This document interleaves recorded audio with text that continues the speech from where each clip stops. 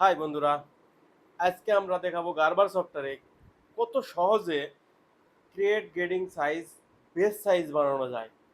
তো আমরা এই ক্রিয়েট গ্রেডিং সাইজ থেকে আমরা খুব সহজেই একটা বেস প্যাটার্ন বের করে নেব, বা যেটাকে বলে আমরা গ্রেডিং রিমুভ করা। তো আমরা অনেকেই বলি যে গার্বার সফটওয়্যারে গ্রেডিং রিমুভ করা যায় না। তো আমরা তাদের জন্য এই ভিডিওটা তৈরি করব আজকে। তো আমার ভিডিওটা দেখে যদি ভালো লাগে অবশ্যই লাইক কমেন্টস করবেন। তো আমরা দেখতেছি, আমরা বেস সাইজটা আমরা সিলেক্ট করলাম, যে কোনো একটা সাইজ নিতে পারবো আমরা। সিলেক্ট করে আমরা ওকে দিলাম। দেখেন আমার সেপারেট সেপারেট প্যাটার্ন তৈরি হয়ে গেল। তো আমার একটা সেট হবে গ্রেডিং ছাড়া, মানে গ্রেডিং রিমুভ হয়ে গেছে, আর একটা গ্রেডিং সহ আছে। তো আমরা গ্রেডিং সহ যেটা আছে সেটা ক্যান্সেল করে সরাই দিলাম। আর যেটা আমরা দরকার বেস প্যাটার্ন, ওই প্যাটার্নকে আমরা নতুন করে গ্রেডিং করব।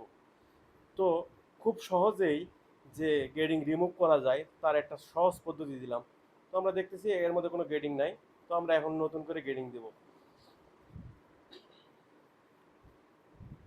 তো নতুন করে গ্রেডিং দিতে গেলে খুব সহজেই আমরা দিতে পারতেছি, কোনো পয়েন্ট মানে অ্যাড পয়েন্ট করতে হচ্ছে না, নতুন করে গেট পয়েন্ট করতে হচ্ছে না, সব কিছু ওকে থাকতেছে। ওকে, থ্যাংক ইউ, ধন্যবাদ।